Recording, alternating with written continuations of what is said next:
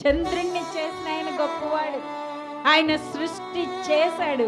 ఎవరి కోసం చేశాడంటే నీ కోసమే చేశాడు. ఒకవేళ సూర్యుడిని చేయకపోతే నువ్వు 24 గంటలు నిద్రపోవాలి. కొన్ని దేశాలలో ఎల్లప్పుడూ చీకటి ఉంటుంది, కొన్ని దేశాలలో కొన్ని గంటలు వెలుతురుంటుంది, ఆ తర్వాత చీకటి ఉంటుంది. కొన్ని దేశాల్లో దేశమంతా పగలే ఉంటుంది. కానీ మనది మంచి దేశం. మనకి రెండు కూడా ఎలా ఉంటాయి? సమానంగా ఉంటాయి.